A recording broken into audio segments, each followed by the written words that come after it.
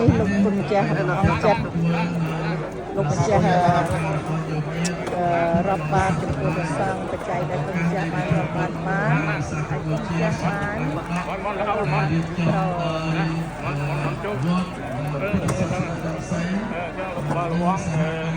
ទៅចឹងបានល្អ professional នៃកម្រិតកូលីពីណាចំណឹងកូលីបញ្ញាចូលមកដូច្នេះហើយការពីផ្សំវិញគឺតែយកយកឧបករណ៍ស្ដាប់ដែលមានភាសាទស្សភាច្រាក់ប្រាក់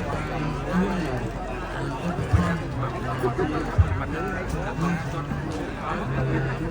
បត្ថម្ភសិក្សានេះហើយមានក្នុងការណាភាពគួរពីនេះដើម្បីផ្សព្វផ្សាយនៅសភាច្រាក់ប្រាក់ដែលប្រជាជនដែលយកមកតកក្លុបតកវារៀននោះគាត់ផឹកដាក់បាទប្រសងលើស្មាបានដាក់ចិត្តអស់200ហើយហ្នឹងហើយចិត្តអស់200ផ្សំមកចាស់មកថែមលោកប្រសងលោកឡើងចិត្តអស់ហើយ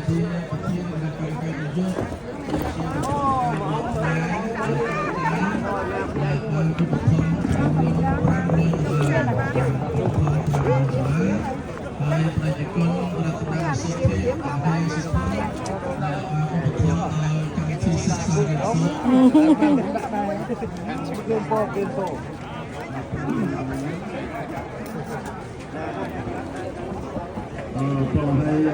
វីដេអូផុសលោក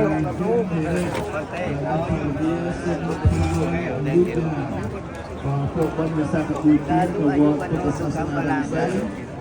ទាំងវកញ្ញាញាតិណាស់រាញ់ពីតាពុទ្ធញាតិយ៉ាវិមានដែលពុទ្ធចាស់បាន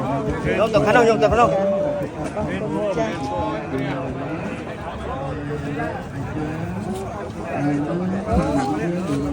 មានដៃរាប់បាតវិញពេក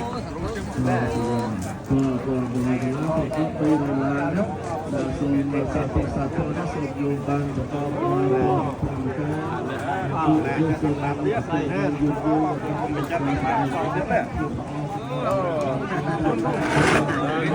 ប់លើមកដាក់បាត់ដល់ផ្សំទៅឡាមកកៅ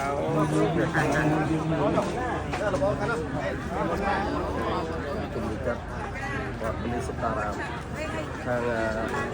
ពេលរញឹកគាត់ពេលរញឹកណា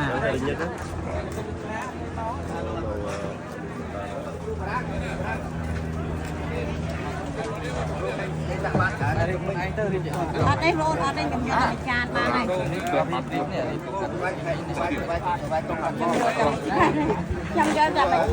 ឯនេះបានយកថាពីចាននេះខ្លួនឯងទេអត់បាទតោះតែឈើអត់ទៅប្រាប់គេមកគេឡាយទៅហៅមកអត់ដឹងថាប្រាប់ខ្ញុំយ៉ាឡាយទៀតឡាយគាត់អត់ក៏ម្ចាស់ហ្នឹងឡាយអីនេះដាក់បានស្មា